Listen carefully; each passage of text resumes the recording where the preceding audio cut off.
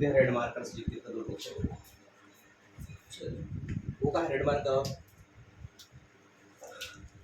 चलिए displacement current क्या होता है?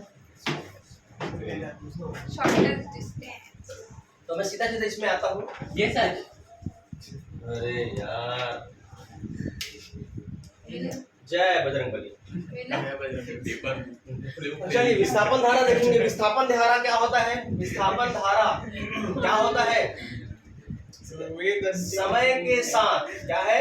समय के साथ, ठीक है, विद्युत क्षेत्र में, समय के साथ विद्युत क्षेत्र में परिवर्तन, समय के साथ विद्युत क्षेत्र में परिवर्तन, समय के साथ क्या होगा? विद्युत क्षेत्र में परिवर्तन से जो उत्पन्न होता है, से जो उत्पन्न होता है उसी को क्या बोले हैं? विस्थापन धारा। उसी को क्या बोलेंगे?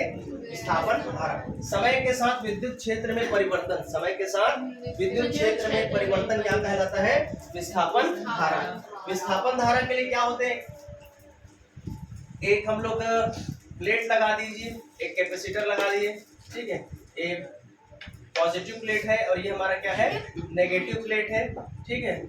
इसमें हमें सेल या बैटरी जोड़ दिए। क्या जोड़ दिए? सेल या बैटरी। सेल या बैटरी हो गया। तो ये हो गया हमारा ई और ये हो गया क्या? पॉजिटिव और। तो इसके बीच जो है हम लोग क्या ले रहे हैं? विद्युत क्षेत्र क्या निकाले पिछले बार याद करो? Sigma upon epsilon zero. देखो ये जो डिस्प्लेसमेंट करंट है, ये जो हम लोग पढ़ रहे हैं इलेक्ट्रोमैग्नेटिक वेव, इसमें आपको जब विद्युत क्षेत्र के रिस्पेक्ट में मैग्नेटिक, इलेक्ट्रिक फील्ड के रिस्पेक्ट में मैग्नेटिक फील्ड और मैग्नेटिक फील्ड के रिस्पेक्ट में इलेक्ट्रिक फील्ड आपको देखने को मिलेगा। तो यहाँ पर हमारा डिस्प्लेसमेंट करंट हम जब पढ़ रहे हैं तो डिस्प्लेसमेंट करंट जो होता है ID, क्या होता है? डिस्प्लेसमेंट करंट को किससे लिखा जाता है? ID is equal to epsilon zero D phi upon dt। क्या होता है? D phi upon dt। D phi upon dt क्या होता है? D phi upon dt। इसी को हमको प्रूव करना है और इसी को क्या कहा जाता है? विस्थापन धारा। इसी को क्या कहा जाता है? विस्थापन धारा। ठीक है, अब इसको हम लोग प्रूव करके देखते हैं क्या आता है। तो हम जानते हैं दोनों प्लेटों, दो समांतर प्लेटों के बीच की जो विद्युत क्षेत्र होता है वो क्या होता है? E is equal to sigma upon epsilon zero. E is what? E क्या है हमारा? विद्युत क्षेत्र। ये क्या है हमारा? इलेक्ट्रिक फील्ड, ठीक है। सिग्मा क्या है? Surface charge density. क्या है? Surface charge density. पृष्ठीय, मैं तीन चीज बताया हूँ ना, एक लाइन के लिए, एक एरिया के लिए। हम लेंथ के अकॉर्डिंग भी निकाल सकते हैं, एरिया के अकॉर्डिंग भी निकाल सकते हैं और वॉल्यूम के अकॉर्डिंग निकाल सकते हैं, ठीक है। तो इसके बाद आप लोग क्या जानते हो? सिग्मा इज इक्वल टू पढ़े हो Q by what? Q by A। A किसका? इसका A, एरिया। इस प्लेट का क्या है? एरिया। आप समांतर प्लेट वाला सब पढ़ के आ चुके हो, समांतर प्लेट संधारित्र। Yes sir. तो उसी का ले रहे हैं प्रीवियस लेक्चर से ही, ठीक है। जब इसमें हम धारा प्रवाहित करते हैं तो इसके आसपास क्या होता है? यहाँ पर जो फील्ड क्रिएट होगा इसी को बोलते हैं विस्थापन धारा। ये प्रवाहित करने पर यहाँ पर जो एक फील्ड क्रिएट होगा, ठीक है, इसी को क्या बोलते हैं? इसी को क्या बोलते हैं? हमारा विस्थापन धारा, ठीक। इसको S1 मान लो। क्या मान लो? S1। चलिए यहाँ पर कंटिन्यू कीजिए। ये क्या हो जाएगा? E is equal to sigma की वैल्यू रख दीजिए। क्या हो जाएगा? Q बाई A, ठीक है, और इधर क्या हो जाएगा? Epsilon zero. ठीक है यहाँ तक? चलिए Q इज इक्वल टू क्या हो जाएगा? E A epsilon zero. क्या हो जाएगा? E A एप्सिलॉन जीरो, ठीक है। अब हम जानते हैं क्या जानते हैं? क्या जानते हैं हम लोग? धारा, आवेश और समय में संबंध जानते हैं, है ना। Current, current, charge and time में क्या रिलेशन होता है जी? Current is equal to what? Q upon T. Current is equal to what? Q Q upon upon T. T। ठीक है, तो ये क्या हो जाएगा? I is equal to Q upon T। I is equal to what? Q upon T। ठीक है, इसको हम लोग द रेट ऑफ चेंज में भी लिखते हैं dQ upon what? dt. dQ upon dt। क्या था, क्लियर है? चलिए, अब प्रीवियस लेक्चर में आपने E डॉट ए को क्या लिए हो जी? फ्लक्स। Plus. भाई यहाँ पर जो फ्लक्स जनरेट होता है, फ्लक्स ही तो क्या है? फ्लक्स ही तो क्या? फ्लक्स से ही तो हमारा करंट बनना चालू होता है, करंट की स्थिति हम लोग देखते हैं। ठीक है, तो वहां पर क्या हो जाएगा?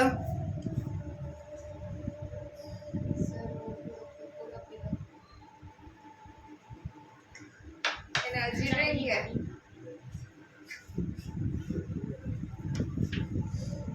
आज मार्कर की खोज ने हमें बहुत चीज से अलग कर दिया। सर मैं खोज करता हूँ, मेरा नाम वहाँ में दर्ज होना चाहिए। साहिल ध्रुव ने इसको खोज किया। चलिए ई डॉट डी आप पढ़े हो flux. Flux, what is the definition of flux? Total number of electric Lines passing through the electric lines passing through the perpendicular passing through the small area are called flux, है ना? चुंबकीय flux या फिर विद्युत flux किसे कहते हैं? किसी छोटे से एरिया से लंबवत, है ना, गुजरने वाली कुल विद्युत बल रेखाओं की संख्या को क्या कहा जाता है? फ्लक्स कहा जाता है। तो यहाँ पर E डॉट डी को क्या लिख सकते हैं? Flux of electric field. क्या कह सकते हैं? Flux of electric field. तो यहाँ पर वैल्यू रख दीजिए। ये क्या हो जाएगा? Q is equal to what?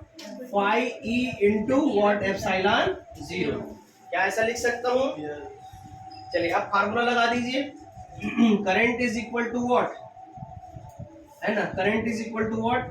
dQ upon dt। dQ upon dt।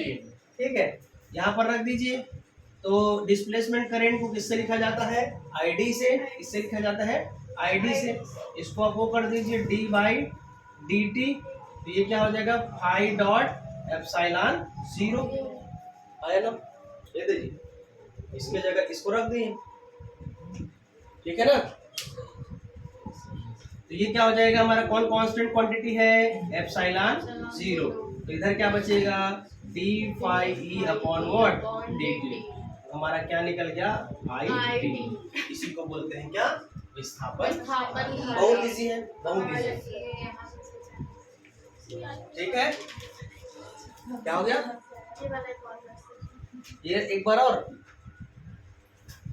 यहाँ तक समझ में आया? ठीक है। Q इज इक्वल टू क्या होता है? E A को हम लोग क्या लिखेंगे? फ्लक्स। और ये क्या है? पहले से एप्सिलॉन 0। ये फार्मूला जानते हैं। ठीक है, धारा is equal to current is equal to charge upon time. यहाँ से Q की वैल्यू को पुट कर दीजिए। क्या है Q की value? Phi dot epsilon 0।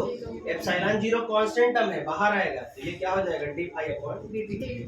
Flux में चेंज होता है तभी तो करंट बनता है। फ्लक्स में चेंज होता है तभी तो क्या है? करंट बनता है। मेरे ख्याल से इसमें कुछ खास है ही नहीं, आगे बढ़ते हैं।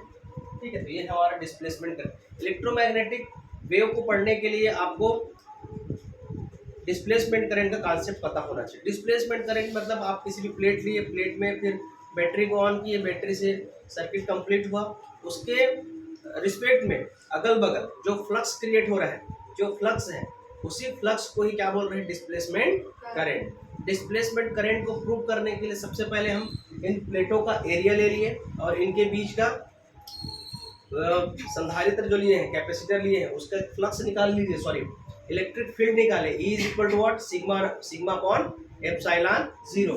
ये प्रीवियस लेक्चर में ऑलरेडी निकाल चुके हैं, गॉस वाले में, गॉस के एप्लीकेशन में। तो E is equal to what? Sigma upon epsilon 0। Electric field है, सरफेस चार्ज डेंसिटी है, और ये हमारा क्या है? सिग्मा इज इक्वल टू होता है क्या? Q upon A। Q upon A। यहीं पर क्या होता? B होता, तो यहाँ पर क्या होता? V होता। यहाँ पर L होता। रो होता तो V होता। रो होता तो V होता, और लेम्डा होता तो L होता। याद आ रहा है ना? तीन चीज पढ़े हो। ठीक, अब क्या कर दीजिए? इसकी वैल्यू कोई रख दीजिए तो क्या हो जाएगा, Q upon A epsilon 0। Q is equal to what, इसको इसके साथ मल्टीप्लाई कर दीजिए, ये क्या हो जाएगा E A एप्सिलॉन 0। हम जानते हैं E A क्या होता है, फ्लक्स यानी फाई, ये पढ़े हो ना, ये भी पढ़े हो, yes yes E dot A cos theta, याद आ रहा है, वही तो है वो, E dot A cos theta वही तो है। cos 0 की वैल्यू क्या आती है 1, यानी पैरेलल वाले केस में क्या आया था हमारा, पैरेलल वाले केस में क्या आया था हमारा, करेक्ट। फिर इसका ये वैल्यू फिर यहाँ पर रख दीजिए, आपका आंसर आ जाएगा डिस्प्लेसमेंट करंट का। बहुत इजी है। चलिए थोड़ा बहुत जानते हैं मैक्सवेल की इक्वेशंस के बारे में, इसको मिटा दूं। यस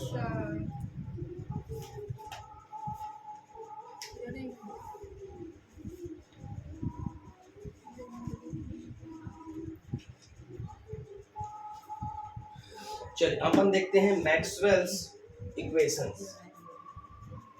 बना रहा था दहेज मैक्सवेल्स इक्वेशन, उसको कंप्लीट करके जाना। चलिए मैक्सवेल इक्वेशन से पहले इसके एम्पियर और मैक्सवेल का जो इक्वेशन है उसको और देखते हैं, ठीक है।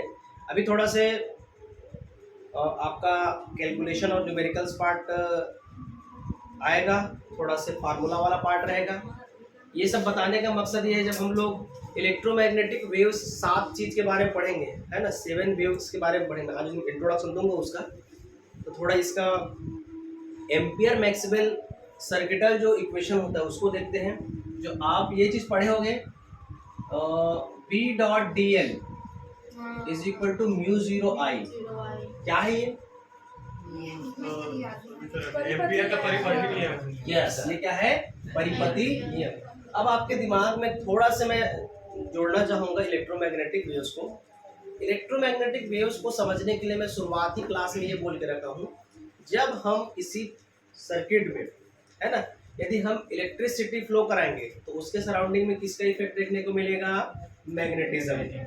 एक साइड यदि मैग्नेटिज्म फ्लो करा रहे हैं तो अदर साइड हमको क्या देखने को मिलेगा, इलेक्ट्रिसिटी। तो इलेक्ट्रोमैग्नेटिक वेव का जो कॉन्सेप्ट है वो कहीं ना कहीं इलेक्ट्रिसिटी और मैग्नेटिज्म के सुपरपोज से जो कॉन्सेप्ट बनता है उसी को क्या कहा जाता है, इलेक्ट्रोमैग्नेटिक वेव। उसी को क्या कहा जाता है, इलेक्ट्रोमैग्नेटिक वेव, ठीक है। तो ये ऑलरेडी हम लोग पढ़ चुके हैं, यदि मैग्नेटिक फील्ड है तभी हमारा क्या है, करंट जनरेट हो रहा है। अब इस टाइप का यदि हमको इंटीग्रेशन देखने को मिले तो ये क्या होता है जी, क्लोज्ड होता है। ये क्या होता है, क्लोज्ड लूप की बात होती है, कंप्लीट सर्किट की बात होती है, ठीक है। तो इसमें यदि आप एक कंडक्शन लेयर का जो करंट की बात करते हैं, ठीक है, और एक मान के चलो इसी में, ये तो हमारा सिंपल कंडक्शन लेयर का हो गया। यदि हम बात करें ampere Maxwell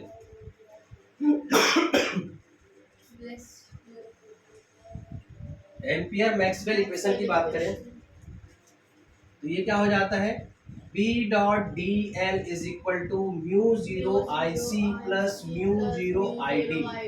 ID is what, displacement current, and C is what, उसका संयोजी चालक यानी वैलेंस बैंड की बात करते हैं। अरे दो प्रकार का बैंड होता है ना, एक होता है हमारा कंडक्शन बैंड और एक होता है वैलेंस बैंड। जो ये चीज नहीं पढ़े हो, यहाँ से एटम जो है फिर ऊपर जाता है फिर मेटास्टेबल की स्टेट आता है, तो ऐसा नहीं। तो आप पढ़ोगे सेमीकंडक्टर में भी लास्ट चैप्टर में, कंडक्शन बैंड, वैलेंस बैंड, ठीक है, चालन बैंड, संयोजी बैंड, ठीक है, ऊर्जा अंतराल, ठीक है, फर्मी ऊर्जा अंतराल, अवक्षय परत, ये सब पढ़ोगे नेक्स्ट में। अभी सुन ले बस रहा हूँ इतना, ठीक है। तो यहाँ पर वैल्यू रख दीजिए, ये क्या हो जाएगा हमारा, mu 0 IC plus mu 0 ID की वैल्यू क्या निकाले अब भी, epsilon 0 d phi E upon dt। देखो E लिखता हूँ ना, आप भी E लिखेंगे वहां पर, फ्लक्स, ठीक है। क्या कॉमन निकलेगा, म्यू 0, क्या बचेगा, IC plus epsilon 0 d phi upon dt। Correct है। बस थोड़ा सा जानकारी के लिए है, ये एग्जाम के नहीं पूछता है, मैं क्लियर बता रहा हूँ। बस थोड़ा नॉलेज के लिए है, इतना कर लीजिए, ठीक है। इसके बाद आता है मैक्सवेल्स 4 इक्वेशन। कितने इक्वेशन? 4 इक्वेशन। मैक्सवेल ने 4 इक्वेशन दिया था, ठीक है। जब ये खोज हुआ रेडियो वेव का, इलेक्ट्रोमैग्नेटिक वेव का, ठीक, तो उस समय मैक्सवेल साहब ने, ठीक, 4 इक्वेशन का खोज किया था। पहला होता है, ठीक, पहला क्या होता है? एक होता है ई डॉट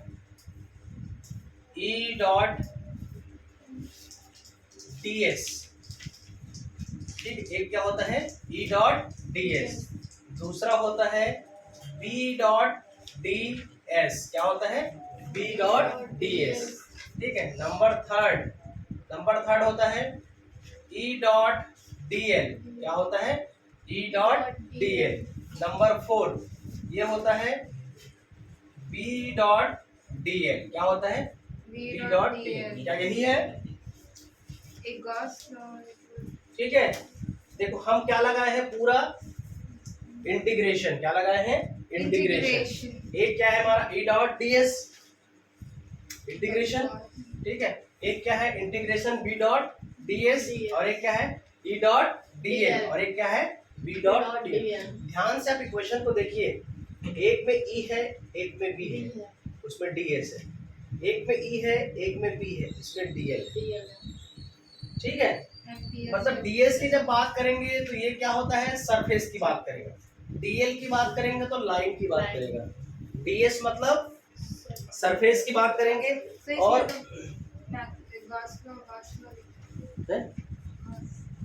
हाँ बता रहा हूँ ना, यहाँ तक क्लियर हुआ? आप इसको पढ़ चुके हो। कौन सा वाला? फर्स्ट वाला। क्या होता है? E dot D S is equal to Q upon epsilon 0। Q upon epsilon 0। इसको बोला जाता है गॉस लॉ। क्या बोलते हैं? Gauss law. गॉस लॉ आप लोग चैप्टर 1 में ऑलरेडी पढ़ चुके हैं, बिल्कुल, ठीक है। प्रूफ करने आ जाता है इसको, Q अपॉन एप्सिलॉन 0। देखिए क्लास 12th में एकदम गिने चुने टॉपिक है जो पूछता है, उतने भी क्या बोलना चाहिए, नहीं बनने वाला ऐसा स्थिति नहीं होना चाहिए। पहला वाला चैप्टर में एकदम क्लियर है क्या कैसे आएगा, सेकंड में क्या है क्लियर है, एकदम चिन्हांकित हो चुका है कि ये प्रश्न आना तय है, ठीक है। चिन्हांकित हो चुका है, सिंबलाइज्ड, ठीक है, सिंबल हो चुका है। चलिए B dot D S is equal to what? Gauss law in magnet क्या होता है? जीरो। किसी भी बंद है ना, कोई एरिया है उसमें यदि बंद समाकलन करें और चुंबकीय क्षेत्र निकालें तो उसका क्या आता है? जीरो। क्या आता है? Zero. B dot D S is equal to what? Zero. तो इसको क्या बोलते हैं जी?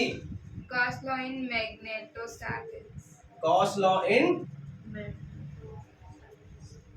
एक इलेक्ट्रोस्टैटिक्स है, एक मैग्नेटोस्टैटिक्स, ठीक है, मैग्नेटोस्टैटिक्स। अब ये देखिए ई डॉट डी एल ये होता है क्या? Minus D phi upon D T. क्या होता है? Minus D phi upon D T. क्या होता है? Minus D phi upon D T. मतलब आप जब इलेक्ट्रिक फील्ड के फ्लक्स में चेंज करोगे तो आपको किस में देखने को मिलेगा? मैग्नेटिक फील्ड में फ्लक्स चेंज होते हुए आपको दिखाई देगा। तो ये किसका नियम है जी? Faraday's law. पूरा पढ़ चुके हो? Electromagnetic induction. Faraday's law, electromagnetic induction. जब एक कॉइल पे आप धारा प्रवाहित करते हो तो दूसरी कॉइल में क्या होता है? अपने आप धारा उत्पन्न हो जाती है, ठीक है। नंबर लास्ट में क्या बताया गया है? वो जो लास्ट में निकाले हो ना वही आएगा, ठीक है। या फिर आप डिस्प्लेसमेंट करंट भी लिख सकते हो। क्या है इसका? आई डी, ठीक है, आई डी ये वाला लिख सकते हो, I D epsilon 0 D phi upon D T, ठीक है, यही है। Yes sir. I D ampere Maxwell circuital law, ठीक है, इसको बोलते हैं, अभी थोड़ी देर पहले बताया था, एम्पियर मैक्सवेल सर्किटल लॉ। हाँ हो जाएगा, थोड़ी देर में एक सीरीज और बताऊंगा। आज तो मार्कर और ये नहीं टाइम बर्बाद कर दिया। किसका? कितने टाइम 10 मिनट बाद। ठीक है, तो ये हो गया हमारा। और क्या बचा इधर?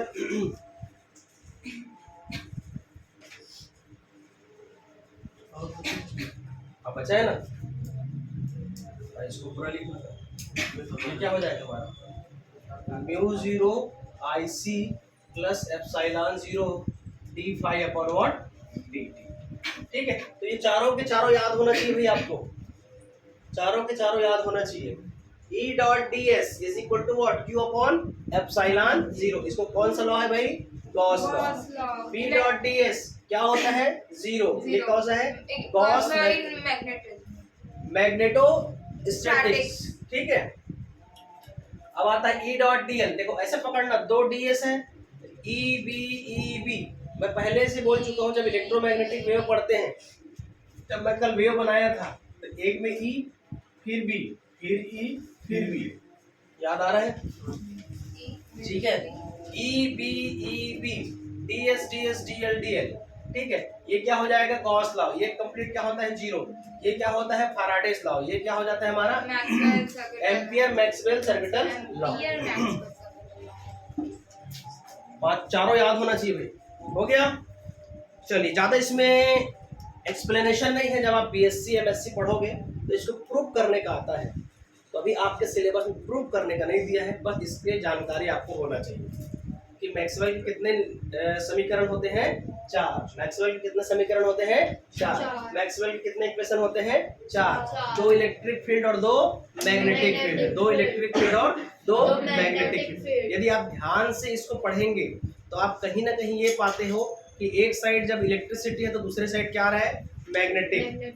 एक साइड मैग्नेटिक है तो दूसरे साइड क्या है? इलेक्ट्रिक। ठीक है, इन दोनों के बीच में जो रिलेशन बताता है उसी को क्या बोलते हैं? Maxwell equation. क्या बोलेंगे?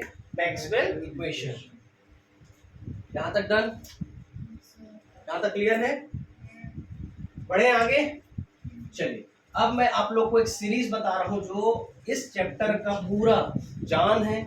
और इस ये जो हमारा टेबल बनेगा आगे, कल जो हम लोग इसका टेबल पढ़ेंगे, ठीक, पूरा कल ब्लैक बोर्ड भर जाएगा बढ़िया, और उसी को एकदम रट्टाफिकेशन मारना है कल। ठीक है, नियम से कल सब लोग 6:05 तक पहुंच ही जाना। ठीक है? Yes sir. क्योंकि कल का क्लास थोड़ा समय लगेगा, क्योंकि 7 ठो वेव पढ़ना है। कितना पढ़ना है? 7 वेव। चलो आज थोड़ा से उसका नाम याद रख लेते हैं, electromagnetic spectrum. Electromagnetic spectrum. Spectrum अभी ना पढ़ के थोड़ा सा रुकते हैं, हम लोग पढ़ेंगे इलेक्ट्रोमैग्नेटिक वेव्स के बारे में। क्या? Electromagnetic waves. ठीक है, इलेक्ट्रोमैग्नेटिक वेव्स।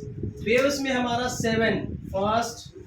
ठीक, इसको मैं कल बताऊंगा एक वेवलेंथ के अकॉर्डिंग और एक फ्रीक्वेंसी के अकॉर्डिंग। ठीक है, एक बढ़ते क्रम में और एक घटते क्रम में मैं कल याद कराऊंगा। अभी 7 ठो वेव्स का नाम बस याद रखिए। पहला जो होता है, एक होता है व्हाट? Radio wave. याद होगा क्या है? Radio wave. रेडियो के बाद कौन है? माइक्रोवेव। रेडियो के बाद आता है माइक्रोवेव। क्या है? माइक्रोवेव। नंबर थर्ड क्या है जी? Infrared wave. IR। क्या है? IR। इसको बोलते हैं इंफ्रारेड। Infrared wave. क्या है ये? Infrared wave. Number 4 visible light. Visible light. ठीक है, नंबर 5 UV। क्या है? UV ultraviolet. सनस्क्रीन इसी से बचा। Ultraviolet wave. ठीक, number 6 X rays. And number 7 आ रहा है कैमरा में? यस। गामा थोड़ा सा। रे। ये लिख दो, गामा। ये सीक्वेंस याद रखना चाहिए। क्या हो गया? इसको मिटा के थोड़ा सा ऊपर लिखो ना। ये नहीं आया है? हाँ, आधा कट गया। चलो आ ठीक रहा है है। लेकिन आधा कट गया। हाँ, अब आ रहा है। गामा। चलिए ध्यान दीजिए इधर। हिंदी में रेडियो को क्या बोलते हैं? रेडियो तरंग। क्या बोलते हैं? रेडियो तरंग। माइक्रोवेव, माइक्रोवेव को बोलते हैं खाना जिसमें गरम करते हैं। सूक्ष्म, सूक्ष्म तरंगे। क्या है? सूक्ष्म तरंगे। सूक्ष्म तरंगे के बाद इंफ्रारेड, इंफ्रारेड को बोलते हैं अवरक्त। ठीक है, नवरात्रि में आएगा अवरक्त। नवरात्रि में क्या आ जाएगा? अवरक्त तरंगे। क्या है? अवरक्त तरंगे। ठीक है। विजिबल को बोलते हैं दृश्य, प्रकाश। दृश्य प्रकाश। क्या बोलते हैं? दृश्य प्रकाश। ठीक है। अल्ट्रावायलेट को बोलते हैं, अल्ट्रावायलेट को बोलते हैं पराबैंगनी। क्या बोलते हैं? पराबैंगनी किरणें। ठीक है, पराबैंगनी किरणें या पराबैंगनी तरंगे। ठीक है। एक्सरे को ना एक्सरे ही बोलते हैं। तो इसको भी हिंदी में एक्स किरण। क्या बोलते हैं? एक्स किरण। ठीक है। किरण का बर्थडे है, किरण पढ़ रहा है। ठीक है, वो भी जान रहा है टॉपिक, और इसी के बर्थडे दिन पढ़ना है। गामा किरण। ठीक है। अब गामा मतलब गामा, सारे गामा वाला। ठीक है, ये संगीत का है। संगीत का देवता कौन है? गामा किरण। संगीत का देवता कौन है? गामा किरण। तो ये 7 चीज भैया अच्छे से याद होना चाहिए। चलो एक बार हो जाए। Radio, microwave, infrared, visible, ultraviolet, X-ray, gamma. याद हुआ? बता रहा हूं आपके हर एग्जाम के पॉइंट ऑफ व्यू से 1 2 3 4 5 6 7 इसका प्रॉपर्टी आपका 2 नंबर का क्वेश्चन सीधा पूछ देगा। रेडियो तरंग किसे कहते हैं? इसके उपयोग है ना, इसके उपयोग और साथ ही इसके अनुप्रयोग लिखिए। ठीक है, 2 नंबर का बन गया क्वेश्चन। सूक्ष्म तरंगे क्या होती है, इसका वेवलेंथ, इसका तरंग कहां से कहां तक होता है और इसके उपयोग लिखिए। ठीक। इंफ्रारेड क्या होता है, इसके साइंटिस्ट का क्या नाम है, कब से कब हुआ, किस रीजन को बिलोंग करता है, प्रश्न बनेगा। विजिबल क्या होता है, विजिबल रेंज क्या होता है ना। अब इसमें भी जाएंगे ना तो 7 कलर पढ़ेंगे इसमें, 1 2 3 4 5 6 7। फिर यदि इसको जाएंगे, हाँ विप्योर लगे हाथ याद रख लीजिए। विप्योर, ठीक है, VIBGYOR, violet, indigo, blue, green, yellow, orange, red. ठीक है। हिंदी में बैजानी हैप्पी नाला। इतना लंबा ना। बैजानी हैप्पी नाला। ठीक है, हमारे गाँव कोई नाला नहीं है, फिर बैजानी हैप्पी नाला। ठीक है। तो अब आपके इस चैप्टर में जो दमदार टॉपिक बचा हुआ है भाई, यही है। फिर ये चैप्टर भी नमस्ते। ठीक है, आपका जो क्वेश्चन बनता है इसी 7 में से खोज खोज के पूछेगा तुम लोग से। यही 7 आपका इंपॉर्टेंट है। और दूसरा, कल जो मैं पढ़ाया हूँ विद्युत चुंबकीय तरंगे किसे कहते हैं, उसके गुण लिखिए, उसकी प्रॉपर्टीज लिखिए। 3 नंबर का द मोस्ट इंपॉर्टेंट क्वेश्चन। ठीक है, इसका न्यूमेरिकल्स भी मैं कल साथ ही साथ कराऊंगा। ठीक है, लगे हाथ अब इस चैप्टर से अपन न्यूमेरिकल भी करते जाएंगे। ठीक है। मैक्सवेल के 4 इक्वेशन देख लिए, डिस्प्लेसमेंट, करंट समझ गए, प्रूव करने भी आ जाएगा। ईमानदारी से 10 से 11 ठोक उसकी प्रॉपर्टी है। कल ईमानदारी से याद करके आइएगा। कल एक बार आपसे मैं पूछूंगा। ठीक है, क्या क्या पूछना है, विद्युत चुंबकीय तरंगे, थोड़ा हिस्ट्री पढ़ के आइएगा। विद्युत चुंबकीय तरंगे का इतिहास मैंने क्या बताया है, फिर उसके बाद विद्युत चुंबकीय तरंगे किसे कहते हैं, विद्युत चुंबकीय तरंगों के 11 ठोक गुण याद करके आ जाना। उसके बाद आप विस्थापन धारा पढ़ के आ जाना ईमानदारी से। ठीक है, कैसे कैसे आपका डेरिवेशन हुआ है बिल्कुल बन जाना चाहिए। इसके बाद आपका जो एम्पियर और मैक्सवेल के बीच का जो रिलेशन है, ठीक है, जो हमारा वैलेंसी और जो डिस्प्लेसमेंट करंट है उसके बीच का जो रिलेशन इक्वेशन आया था वो। फिर मैक्सवेल के 4 इक्वेशन को अच्छे से देख लेना। मैक्सवेल में E B D S D L D L. ठीक है। एक जो होता है गॉस है, ठीक, इलेक्ट्रिक फील्ड के लिए, एक जो गॉस है मैग्नेटिक फील्ड के लिए, एक जो हमारा फैराडे है, एक जो हमारा क्या है एम्पियर मैक्सवेल सर्किटल लॉ है, ठीक है। ये हो गया। फिर उसके बाद आप ये 7 radio wave, microwave, infrared, visible, ultraviolet, X-ray और गामा रे, ठीक है। प्रश्न आपको यहीं से देखने को मिलेगा। कोई भी एक चीज पूछ देगा, एक्सरे क्या होता है, इसका वेवलेंथ कहाँ से कहाँ तक होता है, ये बताइए, ठीक है। तो मजेदार चैप्टर भी है और बार बार उसी चीज को मैं रिवीजन भी करा रहा हूँ। चलिए, thank you class. Thank you sir. Thank you.